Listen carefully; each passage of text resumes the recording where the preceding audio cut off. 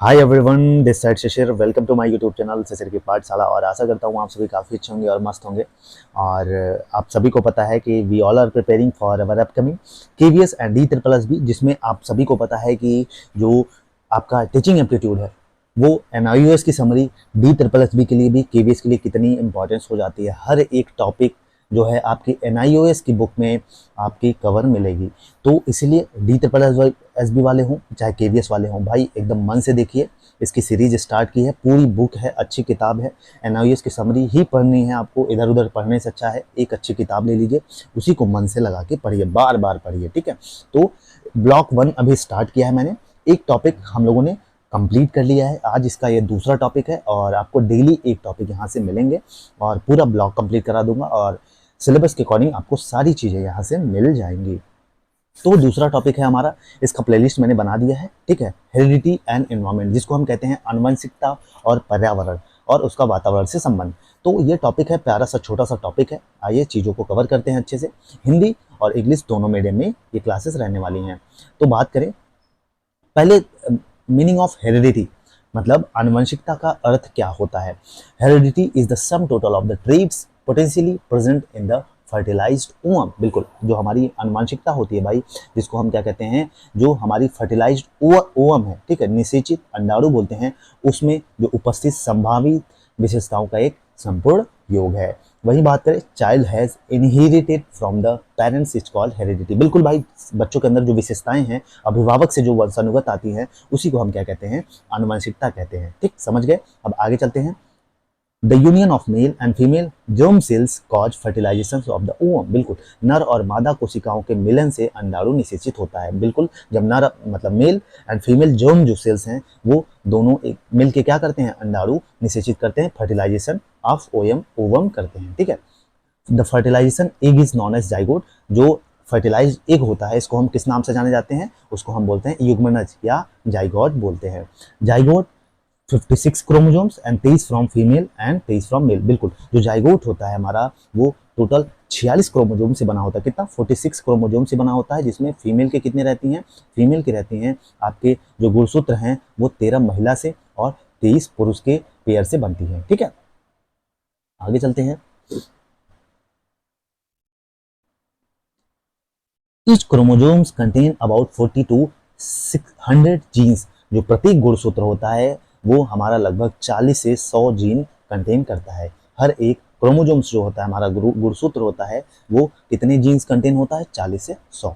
अब ट्वीट्स या उद्धरण, what gets from his ancestral stock through his parents. Patterson, जो अपने माता पिता के पैतृक भंडार से क्या प्राप्त है, ये किसने कहा था, पीटरसन साहब ने कहा था, ठीक है। और वहीं heredity consist of all the structures, physical characteristics, functions और capacities derive from parents and other ancestors. Dougall and Holland का ये डिफिनेशन है। देखिए, डिफिनेशन यहाँ से इंपॉर्टेंट हो जाता है। तो भैया जो आनुवंशिकता है, भैया ये जो हमारे डगलस और हॉलैंड साहब आते हैं, ये कहते हैं कि जो हमारी आनुवंशिकता है, हेरिडिटी है हमारे पेरेंट्स से, ठीक है, और उनसे पूर्वजों से जो भी शारीरिक, चारित्रिक या जो भी हमारी कैपेबिलिटीज हैं, उसका एक स्ट्रक्चर है, ठीक। Heredity as the totality of biologically transmitted factors that influence the structure of the body। FL रुच साहब आते हैं, ठीक है। तो एफएल रुच साहब आते हैं और कहते हैं कि भैया जो आनुवंशिकता है वो जैविक रूप से, बायोलॉजिकल वे में हमारे जो फैक्टर्स होते हैं वो हमारे ट्रांसमिट होते हैं, हमारे जो पेरेंट्स हैं, हमारे जो पूर्वज हैं, ठीक। The environment is everything that affects the individual expect his genes and a taxi. पर्यावरण सब कुछ है जो व्यक्ति के जीनों के अतिरिक्त व्यक्ति को प्रभावित करता है। ये किसने कहा था, अनास्तास्की ने कहा था। देखिए, ये डेफिनेशन है, इसको रटना पड़ेगा, ठीक है, बस सुनते चलिए। The term environment is the aggregate of all the external forces, influences and conditions which affect the life, nature, behavior, the growth, development and maturation of living organism। Douglas and Holland साहब फिर आते हैं और कहते हैं कि भैया जो पर्यावरण शब्द उन सभी बाहरी जो फैक्टर्स हैं जो हमारे उनका एग्रीगेट्स है, ठीक है, जो हमारे व्यवहार को, हमारे ग्रोथ को, हमारे वृद्धि को, हमारे डेवलपमेंट को, हमारे मैच्योरिटी को प्रभावित करते हैं। उसके बाद गिलबर्ट साहब आते हैं और गिलबर्ट साहब कहते हैं कि environment is anything immediately surroundings an object and exerting a direct influence on it. Gilbert साहब कहते हैं पर्यावरण वह चीज़ है जो किसी वस्तु को तुरंत घेर लेती है और उस पर प्रत्यक्ष प्रभाव डालती है। बिल्कुल भाई, जो पर्यावरण क्या है, पर्यावरण वो चीज़ है जो एक सराउंडिंग को हमारे कवर कर लेती है और तुरंत उस पर प्रभाव डाले, तो इसको कहते हैं। गिलबर्ट साहब ने इसका डेफिनेशन दिया था। अब चलिए मेन चीज़ जो पढ़ना है, ठीक है, वो डेफिनेशन सुन लिया क्योंकि वहाँ से क्वेश्चन आते हैं कभी कभी।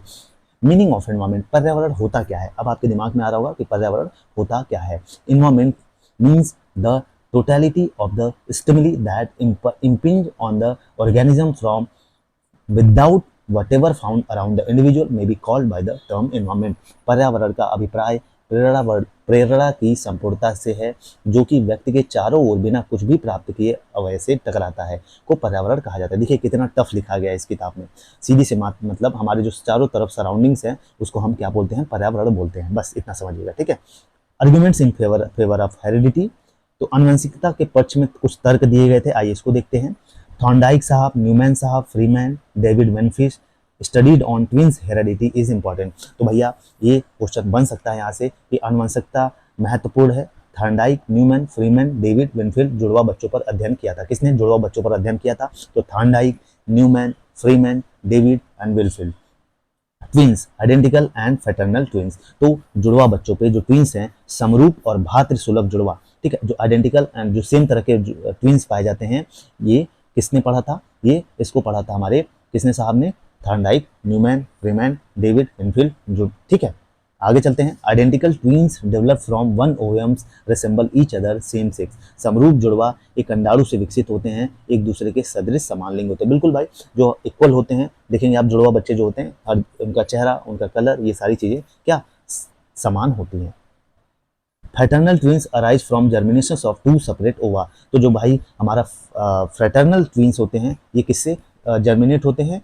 दो सेपरेट ओवा से, ठीक है, दो सेपरेट अंडाणु से। आगे चलते हैं। डेविड विनफील्ड ने एक टेबल दिया था, ठीक है, डेविड विनफील्ड साहब थे, उन्होंने एक टेबल दिया था। आइडेंटिकल ट्विंस, ठीक है, उनके बीच आईक्यू पर सहसंबंध, ठीक, उनके बीच आईक्यू का सहसंबंध।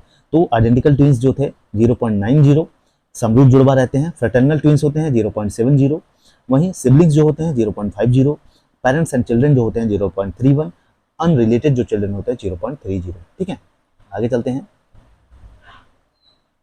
Arguments in favour of environment, तो फ्रीमैन साहब कहते हैं 71 children increases in Binet's mental rating up to 10 rating send to good environment. बिल्कुल, फ्रीमैन साहब ने, बेनेट ने एक भाई रेटिंग स्केल निकाली थी जिसमें 71 बच्चों की वृद्धि जो है वो 10 रेटिंग तक रही, जो कि अच्छा वातावरण में भेजे गए, अच्छे वातावरण में थे। वही स्टडी ऑफ जेम्स एंड रीस साहब थे, इन्होंने क्या किया कि दो जुड़वा बच्चों एक पहाड़ी और एक गांव में पाले गए, 19 अंकों का इनमें अंतर आया था इनके रेटिंग स्केल से। आगे चलते हैं।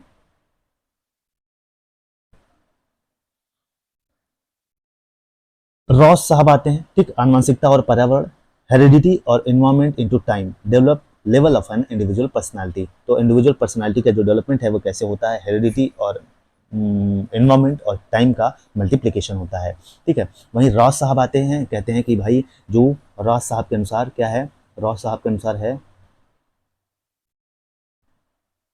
रॉस साहब कहते हैं कि individual is the result of multiplication, क्या? Individual is the result of multiplication product between heredity and environment. जो भाई बिल्कुल ये आपका अच्छी लाइन है जो कि एग्जाम में पूछी जाती है। हमारा आनुवंशिकता और पर्यावरण का अंतःक्रिया का परिणाम होता है, ठीक है। Seeds, heredity, soil into soil is equal to yield, capital into investment is equal to revenue. आगे चलते हैं। हेरिडिटी, एनवायरनमेंट कोड्स, ठीक है, आनुवंशिकता और पर्यावरण। Heredity gives us capacity to be developed, but opportunities for the development of these capacities must come from the environment. Lands and Landis ने कहा आनुवंशिकता हमें विकसित होने की क्षमताएं तो देती हैं, किंतु इन क्षमताओं के विकास के लिए अवसर कौन देता है? पर्यावरण से ही आते हैं, ठीक है। Both are equally essentials in the growth and development of the child Woodward, तो बच्चों की वृद्धि और विकास में दोनों समान रूप से अनिवार्य होते हैं, ठीक है। हमारा वातावरण और पर्यावरण, ये वुडवर्ड साहब ने कहा था। Heredity is known only by the liberation of heredity potential through specific environment factors, and what is liberated is as much as functions of the environment pressure as it is of the latent or potential depositions। ये Murphy साहब ने कहा था। Murphy साहब ने क्या कहा कि आनुवंशिकता को केवल विशिष्ट पर्यावरणीय शक्तियों के माध्यम से आनुवंशिकता संभावनाओं की युक्ति द्वारा ही जाना जाता है या उतना ही मुक्ति है जितना कि पर्यावरण दबाव के कार्य जैसे अव्यक्त या संभावित जवाब में है। देखिए ये सारे डेफिनेशंस है, इसको रटने पड़ते हैं, ठीक है, इसमें कोई समझाने वाली चीज़ नहीं थी। तो बाकी बस इतना ही था वातावरण और हेरिडिटी और एनवायरनमेंट को लेके। तो इसमें बस कुछ चीज़ें ज़रूरी थी, इतना इंपॉर्टेंट नहीं है, था सिलेबस में, इसलिए मैंने कवर करा दिया क्योंकि मुझे पूरा कवर कराना है। बाकी ऑल द बेस्ट, जय हिंद जय भारत।